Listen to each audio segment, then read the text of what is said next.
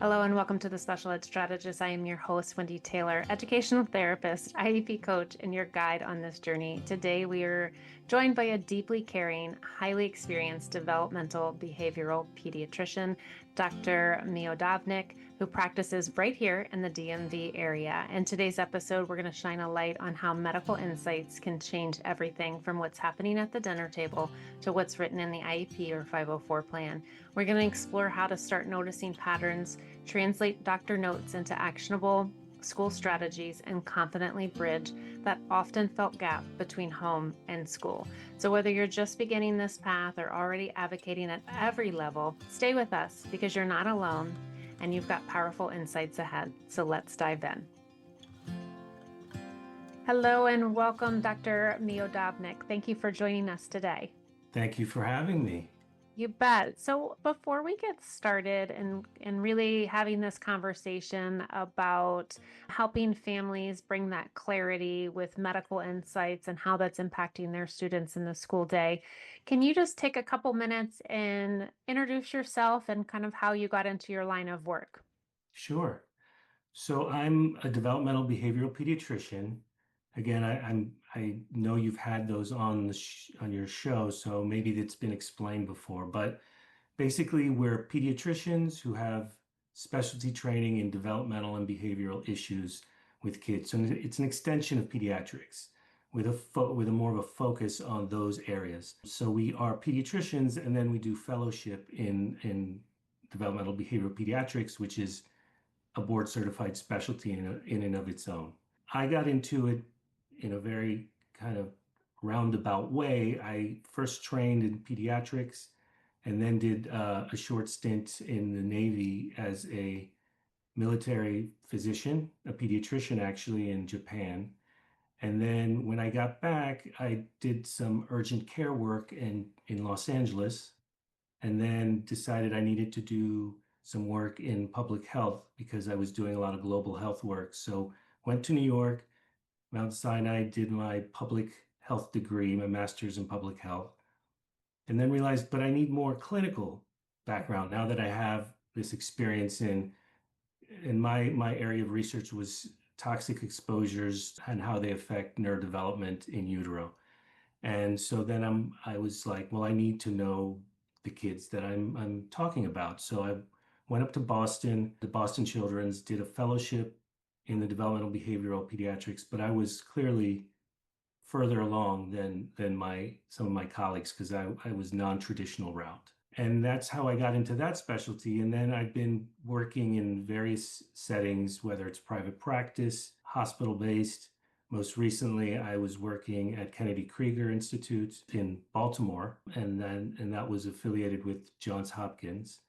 And now I'm actually in the Northern Virginia area, and I'm opening my own private practice.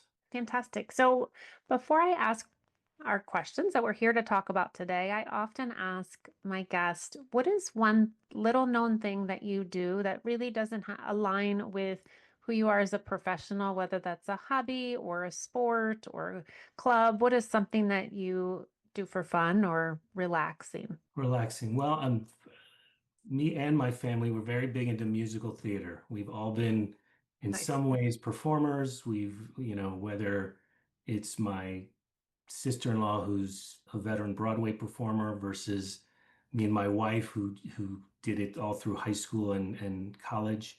And now my kids are getting into it. They're singing show tunes, and they're only 4 and 6. So it's kind of become a family pastime.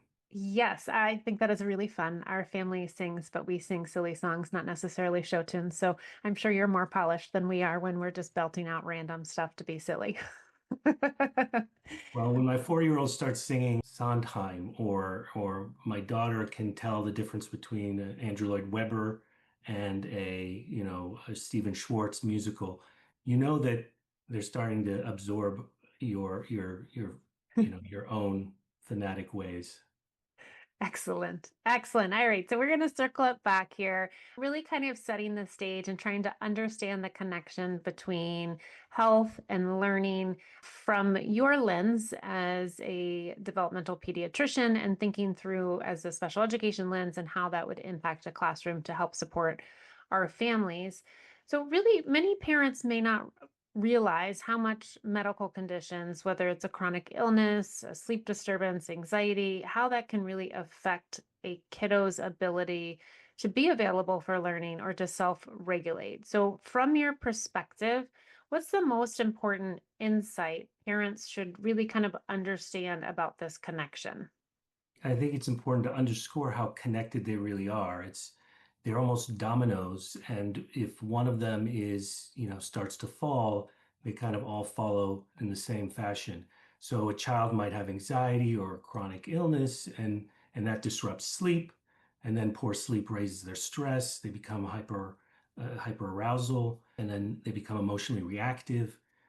They may lash out at parents, and then they may become anxious, and then the attention becomes harder to manage. So it becomes a cyclical, vicious cycle, and you really have to, you notice this in the classroom. The kids may act out. They may be distractible. Maybe that defiance is maybe poor sleep in disguise. So we know sleep problems are strongly linked to memory, attention, mood, anxiety, even aggression, and so when we think about school performance and how it affects learning, sleep isn't optional. It's an essential thing. There was a study actually just recently in JAMA that spoke about how 1 week of a reduced sleep by 40 minutes per night, just 1 week in kids 8 to 12, resulted in significant declines in their health-related quality of life. That included their physical well-being, their interactions with their peers, and their physical health. So, and I want to give you a chance to interject, but I think the key to breaking this cycle is actually starting with sleep hygiene. And before you address the attention and anxiety, you have to make sure the sleep isn't going to result in diminishing returns. I don't know how many times parents have told me he doesn't sleep or he goes to sleep at midnight or after midnight, but let's address his attention first. And I say, well, we could try to address, the fire, but we're not going to put it out until we address the sleep issue, which is definitely exacerbating the attention and the learning problems. So, and then you explain what sleep hygiene is, and then you decide if anxiety is an additional driving, and additionally is driving the sleep disruption, because then you address the anxiety, whether it's relaxation techniques, CBT. You can break the cycle again at its root. So I tell parents, there's a two-pronged approach.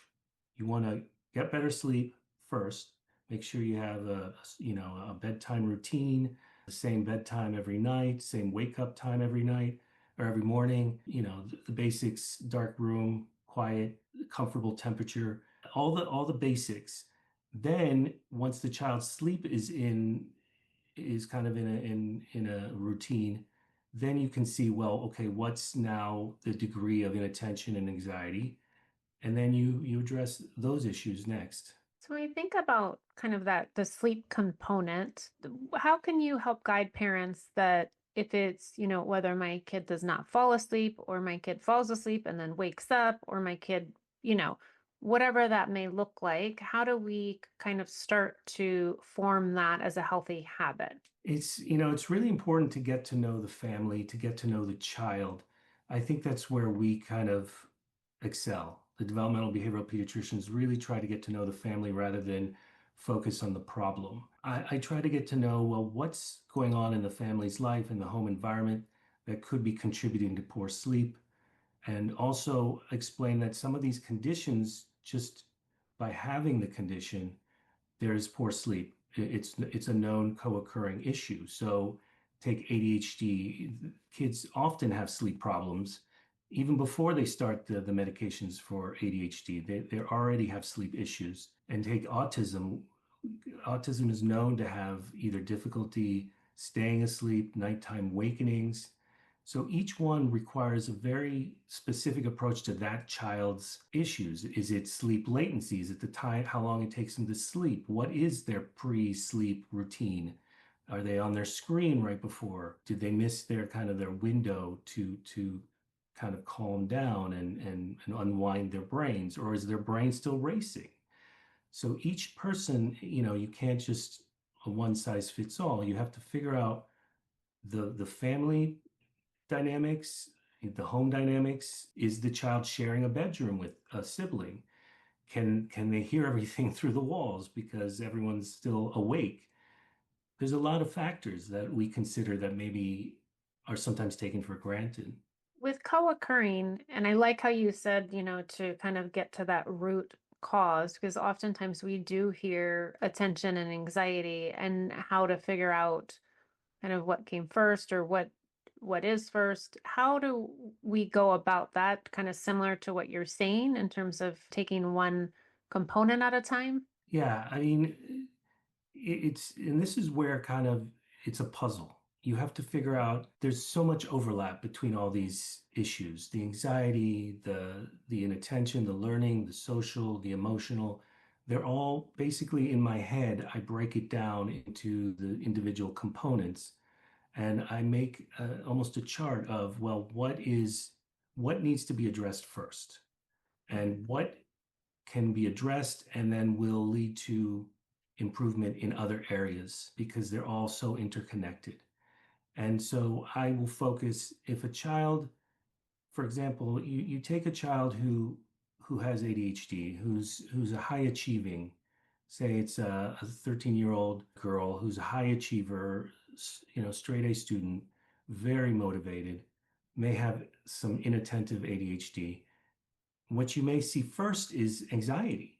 We don't think of that, but a high achieving, say, this particular female can compensate for a very long time for the inattention part, the distractibility, but the anxiety still builds up because they are working overtime. They're working, all pistons are firing. And so at the end of the day, they reach a point where they can't compensate for the increased demands. And then you start to see decompensation. And then it really comes forward in emotional reactivity, disruptive sleep, all these issues. And so you first have to identify, well, people may not see it for being an inattentive problem or distractibility until you actually ask the child themselves, tell me what happens in the classroom. What do you think prevents you from getting your work done? Why do you spend 6 hours on homework? Is that what the typical amount of time is? And this happens all the time. It really requires knowing what is causing. Is the anxiety a primary issue or is it a secondary issue? So that helps you decide, well, what do I have to address first? Do I have to address the ADHD or the ADD? And then that will alleviate the anxiety and in turn will help with sleep. And so again, everything relates to everything else downstream. So for a parent or as a parent that, is kind of new to all of this and sees the struggles at home and community and at school, when do you like them to come to you? Is the medical impacting the academic? Where is that conversation? Yeah, I think the hardest part for parents is to know that there is somebody out there who deals with these issues. I think it's, when you don't know what you don't know, you can't really search for help. And so, I mean, oftentimes we're referring to psychology, where the child first step was that they had a neuropsychological assessment. But for us, you know, we often can pick up on certain conditions even without the neuropsychological testing, and we can do our own limited testing. And so I tell parents to, and again, it's complicated by the fact that it's hard to find and to get in to see a developmental pediatrician. It's one of the reasons and went into private practice because I want parents to be able to access my services, in a way that makes their lives easier. So I would tell parents, as soon as the child seems to be struggling with whatever it is causing social difficulties, emotional difficulties, if they're starting to get very frustrated and angry with themselves or lash out at their parents, it's time to see somebody to make sure we're not missing anything that is actually the root cause of all these behaviors. We see the behaviors, but we really need to trace them back to their root cause. And there's even a lot of conversation right at an IEP table, a special education team thinking of that from that perspective, just from an educational lens of what is the root cause of this behavior, and then working from there with that information. I also like that you had said, what need to be addressed first. I say that to parents often of, all right, we have all these concerns, let's prioritize what we want to address first, but absolutely kind of going through and no kid wakes up in the morning wanting to be a jerk for the day. And so I think finding what that root cause is can be really empowering for a parent. And I think, though, as folks are listening to this, they're probably wondering, when do I bring these concerns to a doctor, whether it's my pediatrician or now knowing about a developmental pediatrician? When should I have my kid tested, or the school team?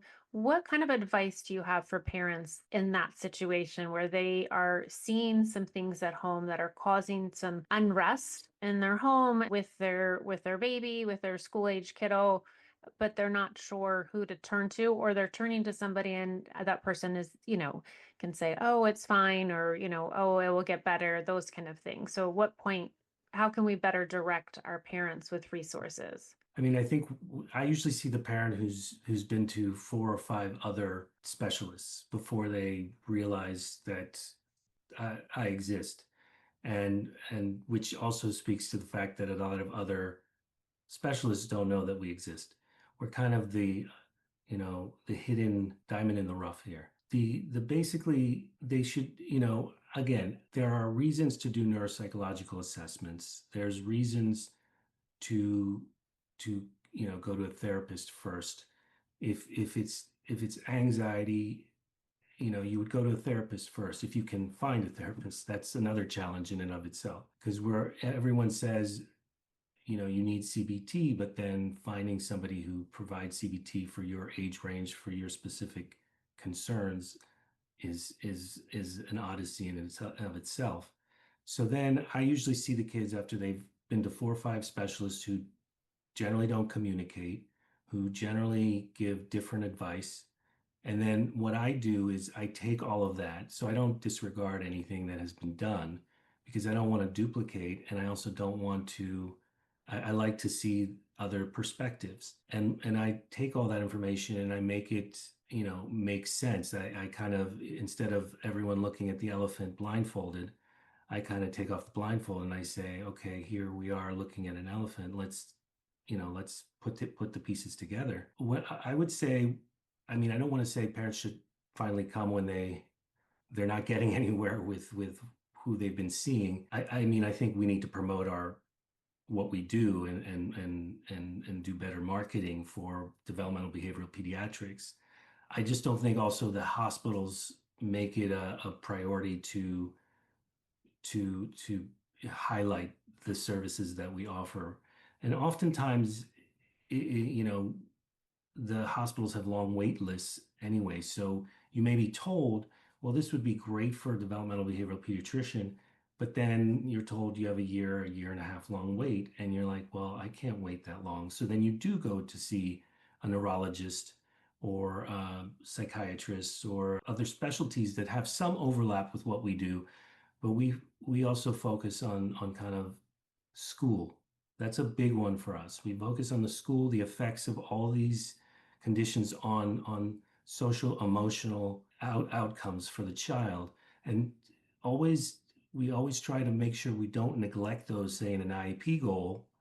I find that academics are there, but you need the social emotional, because a child with ADHD has a lot of social and emotional concerns, and you need goals for those. So I don't know if that answers the question of when they should come. They should come to us as soon as they feel they don't know who to turn to, but I don't know if that will magically make us appear in their Google search.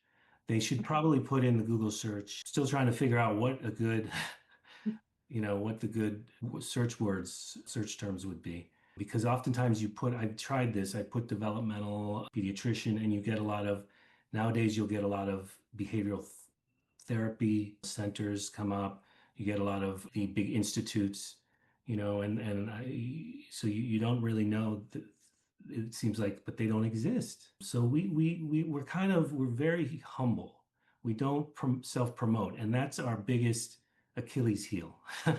You had mentioned CBT, and so for folks that are listening that may not know, that's cognitive behavioral therapy, just to put that into frame. And then you've talked about conditions. What are some kind of more common conditions that are coming to you that you're supporting? So I see a lot of parents who want someone to just be there by their side for a child who has, say, autism, a young child who has autism who may not have any current medical issues, but they really don't have anyone to turn to when they have questions about if a medical issue is coming up.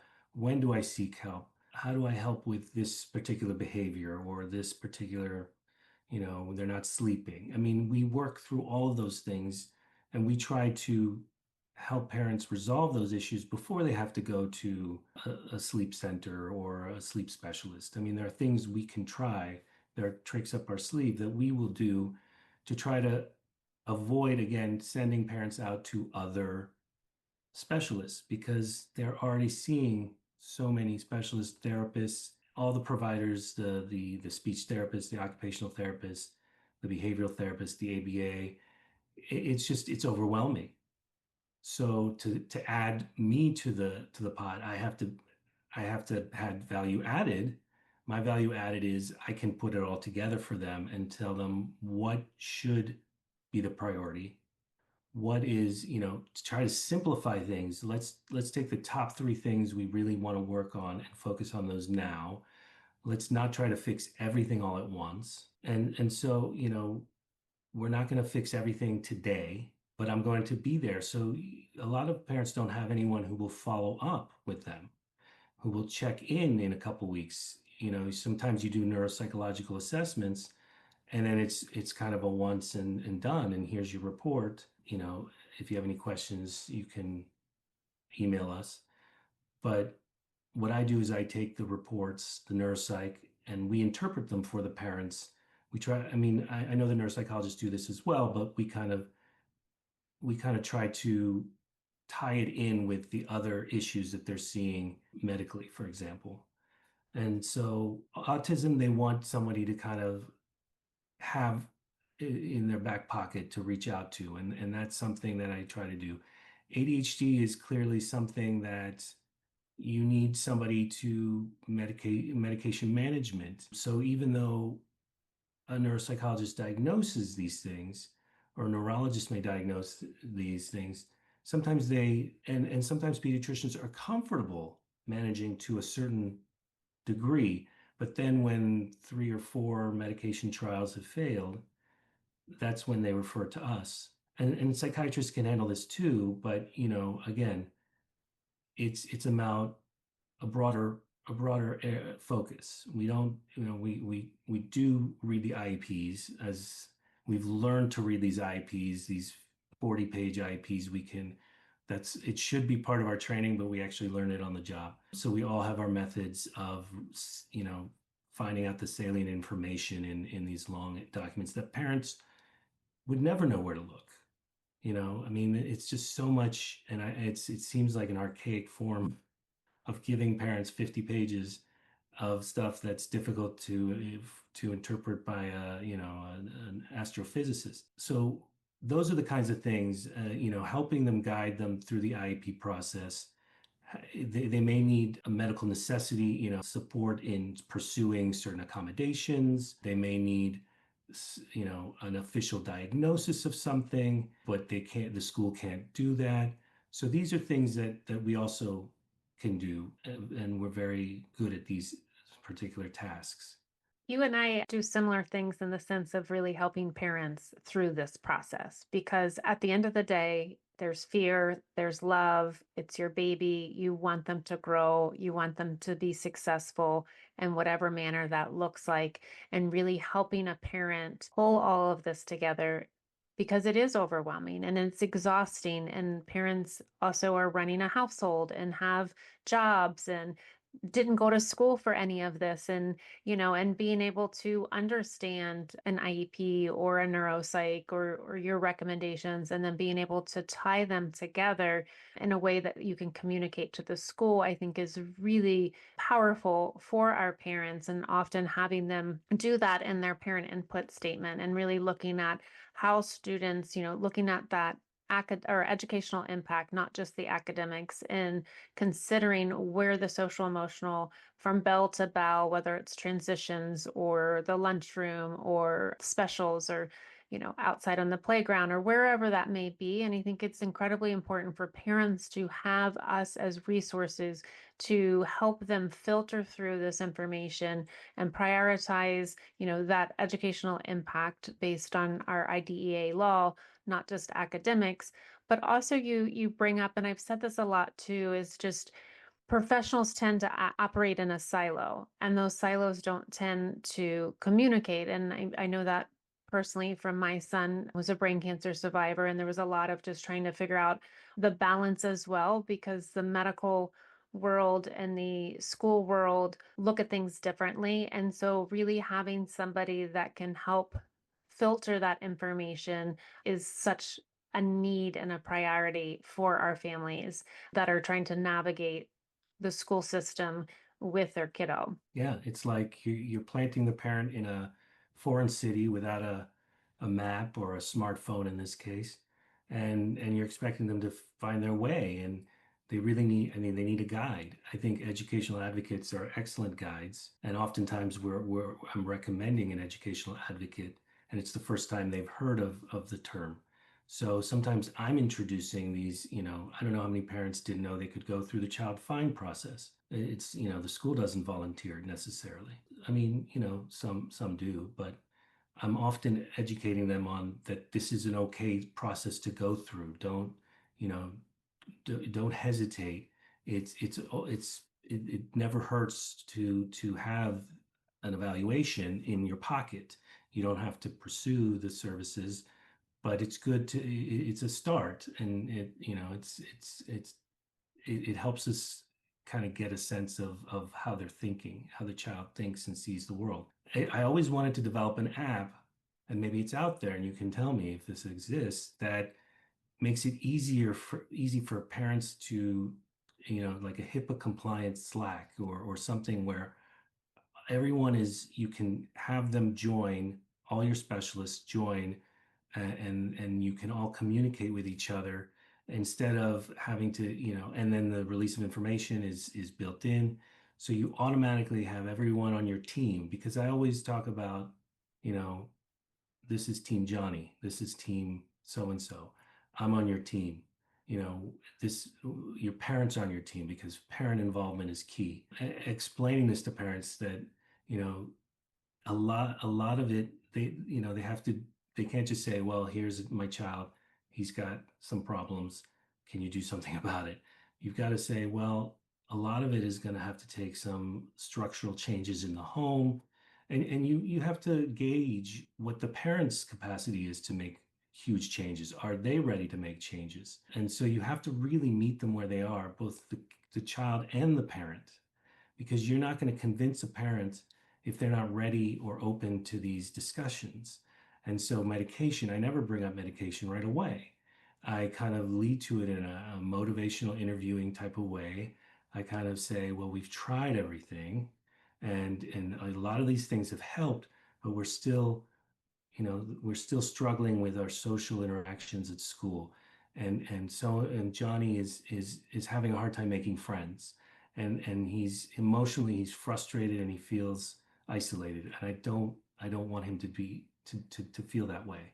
So I take it away from just the attention and the academics, and how maybe he's doing fine with all the supports they give at home and all the supports he's getting at school, the pullouts. And but I say, yeah, but we also need to address these other issues that are part of the condition, because these conditions have so many different aspects to them. So just opening the mind, like blowing the mind of the parents, like, wow, I never even thought this was part of the initial problem. And then saying, yeah, it's all connected, and we're going to make a plan. and here's the top three things we're going to do first. And I often do this, because I know that a lot of times parents leave an appointment with a specialist and they leave that room and they're like, okay, what are we supposed to do? How is this helping Johnny in math? And so I make sure that they leave with, bullet points of these are the next steps. You're going to go send an email to the person at the school who, at your zone school, find, who the special educator coordinator is, request a child find evaluation. Okay, then you're going to say, send me the copies of your latest neuropsych evaluation or speech therapy, speech language pathology report, because I want to read it. And then you're going to collect all the history. Say they've been on multiple medications and they're coming because nothing has worked. I want you to get a history of the medications so we know why each one didn't work, how long you were on them. And actually, that turns out to be a huge time saver for them. So every time they visit a different specialist, they don't have to keep recalling this information. So, and I tell them, I explain, there's an old school solution. It's a binder. I see some of the parents who already have them. So I'm like, binders really work. Three ring binders.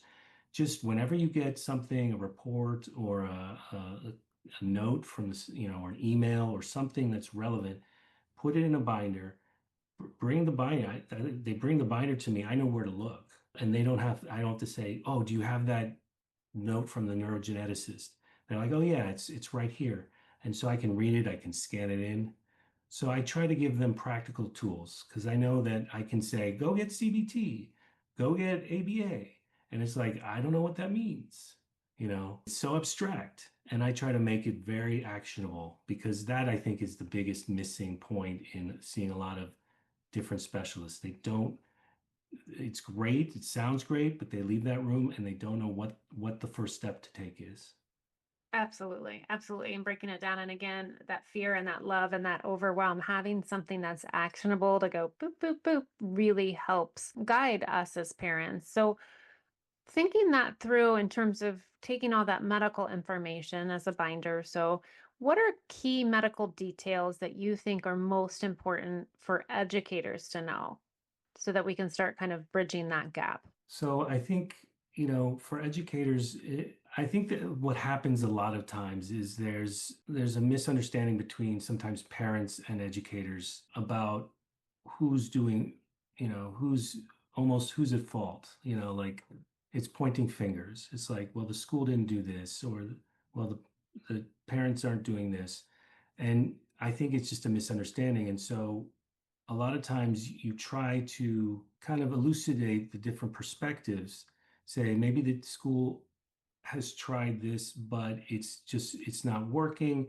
And even they kind of are at their limit of what they can do, or maybe they need you to ask in a specific way. Because what happens is parents get into battles with the school or the educators, and you want to untangle that battle so that everyone is on the same page and advocating for the child. So with educators, what I do is I will often tell parents that they can have the educator reach out to me, or if they want, I can reach out to them so that we can kind of, because I get it. I can often read through the lines of, say a teacher report or a Vanderbilt or an IEP goals, or, and I can talk to them directly about what I see, because then you're taking it away from this heated, you're not doing enough for my child, and you're explaining a little bit of, okay, here's some things you may not know that could definitely contribute, and I totally see where you're coming from. So you try to create an alliance. We call it a therapeutic alliance, where you're trying to work with the therapist instead of just saying, well, if the parent says that they're being stubborn, then they must be stubborn. There must be more to the story. And so I usually try to investigate and find what the rest of the story is. At least that's what I do. Yeah, and I think it's important for parents to really think about one or two or maybe even three highlighted recommendations that are from medical reports, and again, prioritizing them so that they can really use those as a guide in the IEP for discussion to then really take the medical recommendations, thinking through again that educational impact so you can start to guide and form appropriate IEP supports or 504 accommodations for them. And a lot of parents don't even realize they can have you written into an IEP for professional and staff training. So I think that's incredibly important to know as well, that in especially our kiddos that do have more complexities around medical, that they can then, you can come into a team and advise and guide and train them so that they can then ultimately better support the student that's in their classroom.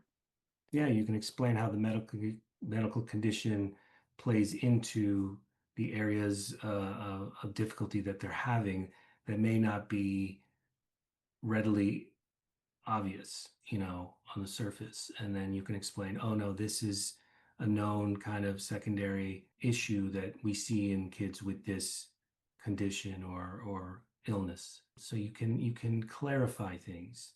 Again, my job is a lot of clarification. Once you clarify things, everyone starts to see things in a different light. Yeah, absolutely. And even creating kind of that student health snapshot for a team, for a educator of this is who my kiddo is, there's their strengths, there's their needs, this is what really works well with them, medications, whether it's a diagnosis, really to help everyone stay aligned. Are there other strategies that you've seen for sharing updates without overwhelming a school team? It's, and I never know. And sometimes I think, I find that the teachers are very appreciative of being able to talk directly to me, you know, because to have the family as kind of a intermediate sometimes obscures the nuances that I can get directly from the teacher or the special education coordinator, and things that that were left out of the history that I was provided with. And so I have this aha moment of, oh, now it makes sense. And then I can kind of bring it back in a discussion with the family in a way that's not viewed as being aggressive. We need a way to make things less overwhelming for the educators. They're basically they're inundated with these medical letters of medical necessity that just lists a diagnosis, and that doesn't really tell you much about how does this diagnosis, how does it manifest specifically in this child. Do they need every accommodation under the sun? Do they need a generic boilerplate list of the 504 plan, or can we be more specific? Can we say, well, so and so has a specific issue keeping a lot of directions or following multi-step directions, so that's one of the areas that we need to address. And so has trouble retaining information when there's a lot of distractions. So it's not just, oh, okay, I need more time to complete my tasks or extra time on tests. You make it a personalized approach. We're all talking about personalizing things, but really, if you just say ADHD needs a 504 plan or an IEP if it's affecting academics, or even then, I try to explain that to meet the criteria for ADHD, for example, I mean, for an IEP for ADHD, because usually ADHD, they usually do the 504 plans unless there's clear other issues. But I explain, you also have to consider the amount of effort that's going into supporting this child at home. You can't dismiss how much the parents have completely restructured the child's life, how they're constantly sitting with them, how they're almost doing their homework for them sometimes, the clashes that they encounter. I mean, so sometimes, so what if the kid is getting passing grades? What is it taking to get to those passing grades?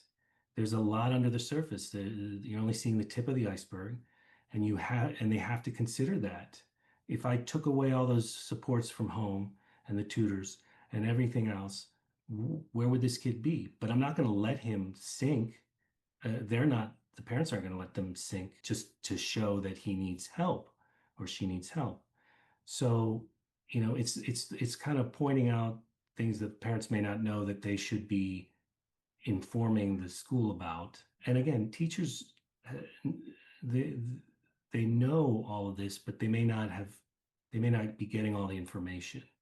And so if there was a way, I feel like it's important for teachers to be able to contact, me. I just wish that that was something that was more readily attainable, because teachers are very busy. And we're very busy. And so when do we connect? And then keeping track of all the kids, we both follow a lot of kids. So you have to remember, okay, these are the details. So we share a lot of in common, but I also respect their expertise. And sometimes it's hard for me because I sometimes worry about certain learning issues. And I know that learning issues are more in their wheelhouse. So I don't want to step on their toes. But if I'm worried about, say, a reading a difficulty issue early on, I might say something and say, can we do a screener? Can we do some additional testing to make sure that we're not missing a child who's able to compensate early but will fall through the cracks when they reach fourth and fifth grade? Because I'm trying to look into the future, and schools have a hard time because that's not what the special education is really. Well, we're going to help the kids who are already struggling. And I'm just trying to say, well, I want to prevent the child from struggling. I want to prevent the anxiety and the self-confidence that's going to decrease over the next couple of years. Otherwise, I'm going to end up with a kid in fifth grade who's never got an intervention, or they're just starting the intervention in fifth grade. The horse is out of the barn, so to speak. And now I'm dealing with their self-image, their difficulties relating to their classmates, their feelings of self-efficacy. I mean, there's so many things that could have been prevented. So sometimes I feel like, I mention that, but from the way schools are structured, they can't, every kid that I suspect might have some issues, they can't necessarily focus on, because they're focusing on the kids who already have the issues, the full-blown issues. I don't know if that's something you see as well. So I always encourage parents, back to kind of what you were saying, is to really consider the supports that you have in place, right? What are you doing for your student at home? Whether that is, whatever that looks like, however much support that's being provided from a global standpoint, under organizing their space and organizing their stuff, to waking them up every day, to some of that is appropriate, and some we have to kind of start to scaffold to create that independence in a student, and so for an individual. And so for a parent, I always want them, if they're seeking an IEP, if they're going to a child find meeting, or if they actively have an IEP or a 504, and they're really wanting to be this active member, to come to the table of, this is what I'm doing at home. This is what reading looks like for my kiddo at home. Take a little video, take a little, journal, go old school pen and paper, or put it in your notes app, or whatever that may look like.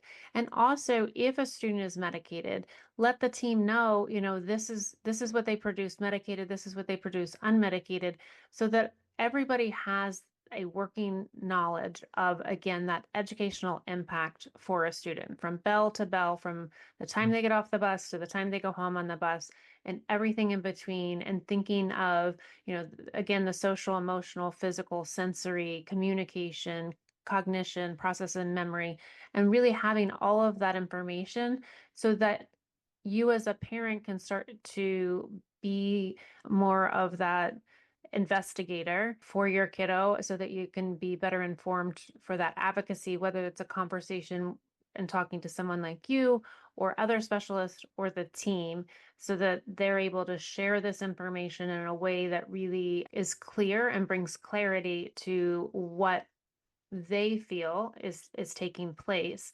And you're right in terms of a lot of kiddos have those compensatory skills, and then they hit third grade or sixth grade or ninth grade and hit a wall of things are not working. So the more preventative we can do, obviously the better outcomes we're gonna see for our kiddos. Yeah. Yeah, and also one other aspect is I make sure, I consider the parent factor too. The parent's overwhelmed. The parent has six other children. The parent is dealing with their own personal issues. Sometimes I see parents who are depressed.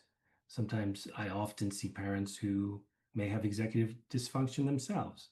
So you have to factor that into the home environment um, when you're again looking at the whole picture, and you have to kind of modify things with that in mind. How much can this parent handle right now?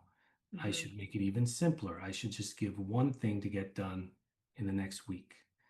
So again, you don't want to overwhelm a parent because then you're not going to get anywhere. Parents have to take care of themselves.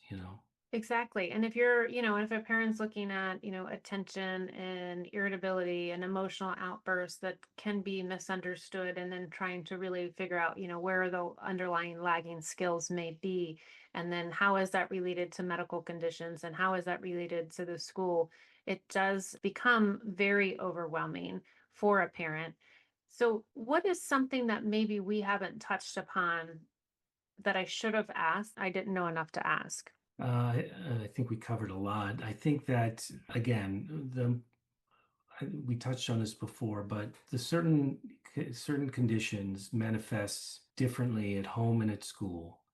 And a lot of times I see parents reporting things that I don't see the school reporting, and then I have to broaden my differential on what could be going on.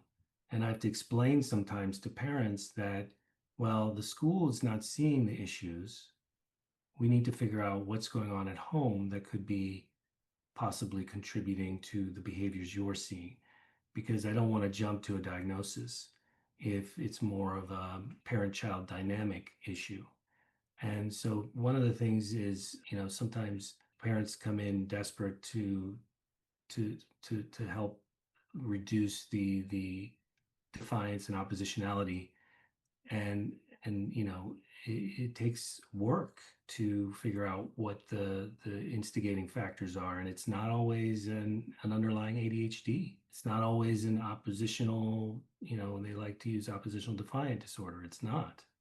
It's more ground roots. It's not something fancy, and you have to, and parents have to realize that that is a possibility. And I sometimes send parents, I explain to parents that right now I don't think medication is an option.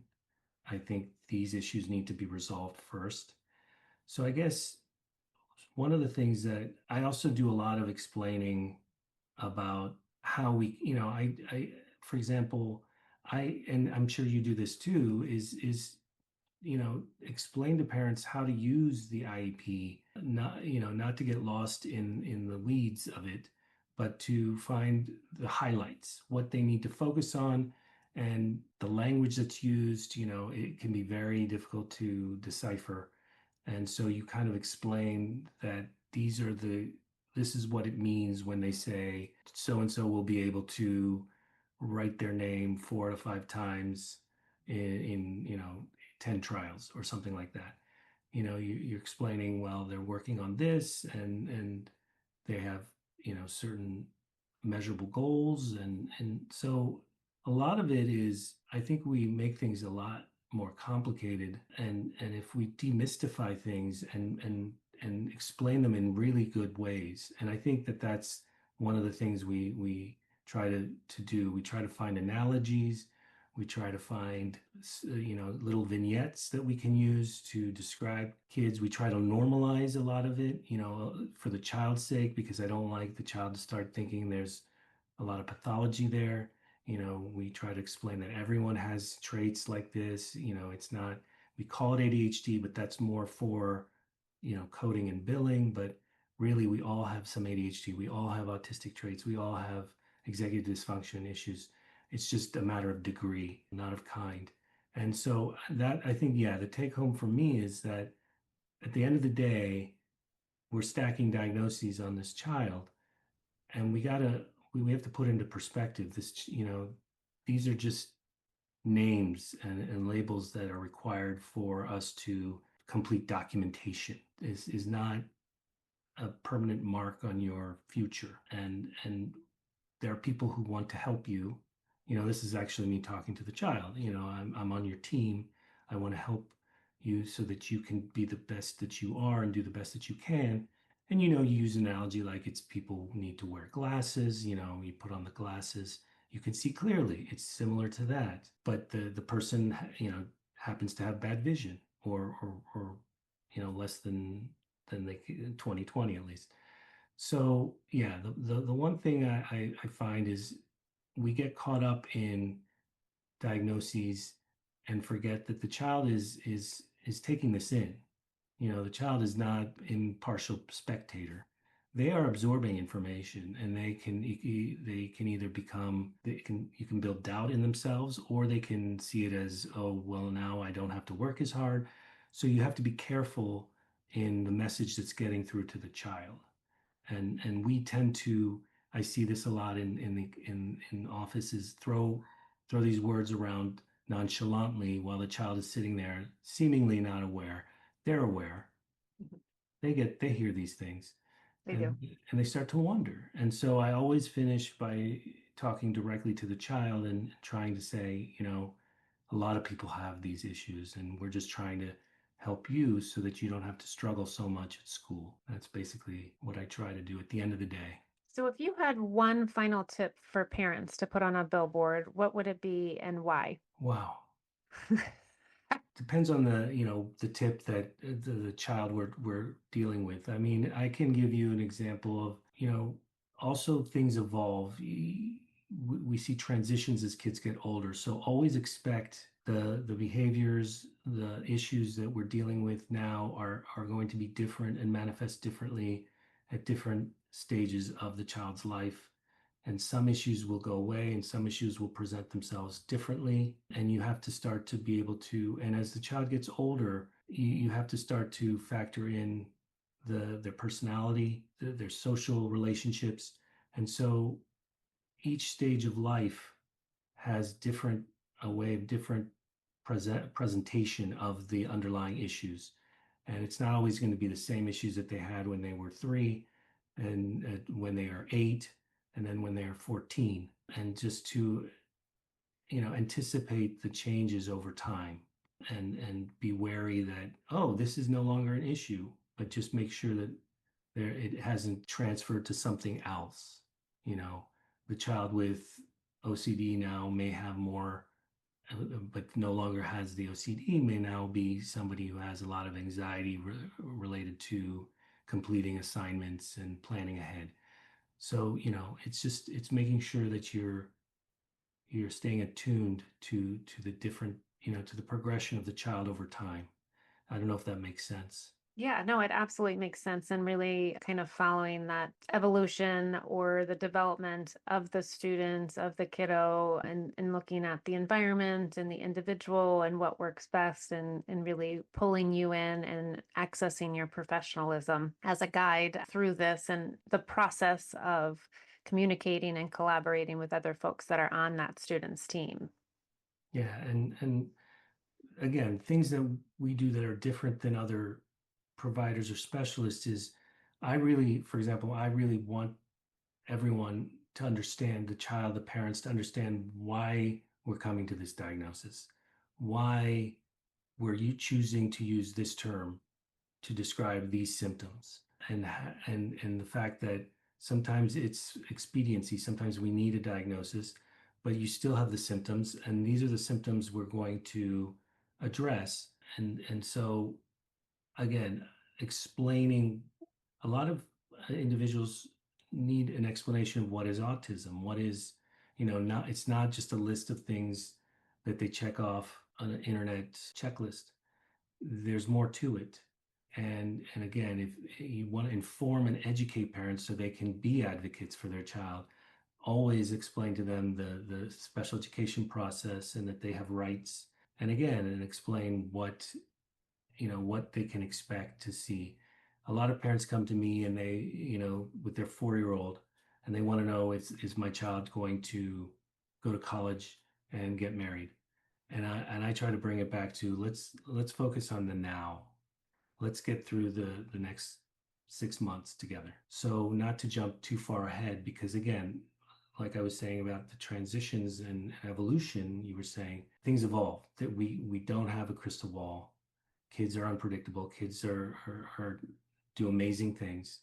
And so let's focus on the short term. And I think that's an important thing to take home, is to focus on the short term, not to get lost in well, what's going to happen 10 years from now? What's going to happen 15 years from now?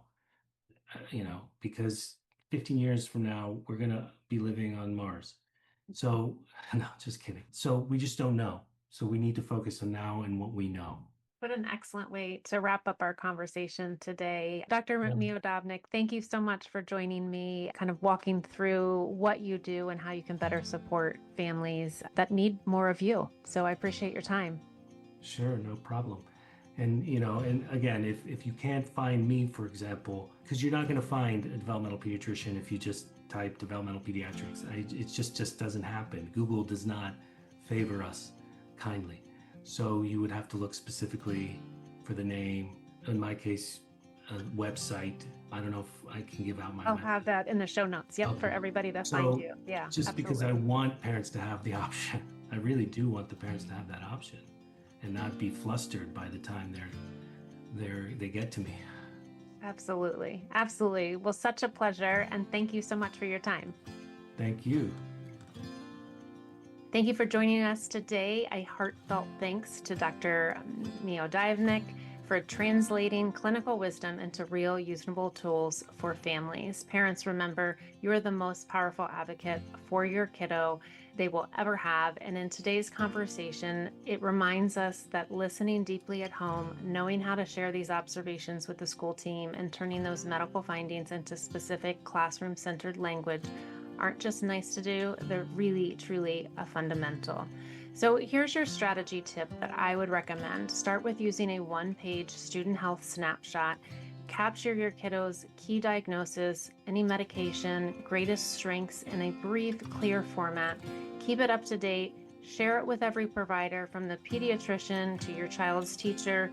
It's a simple tool that's going to help build that clarity, the alignment, and confidence, whether you're in an IEP meeting or emailing requests for accommodations. So above all, trust that every step you take matters. By honoring both the medical and the emotional picture of your child, you're advocating not only for academic success, but for thriving for the whole kiddo. So until next time, I'm your host again, Wendy Taylor. Remember that in every challenge, you are your child's greatest hope. You've got this. If you found this helpful, please like, share, and follow. Until next time, bye for now.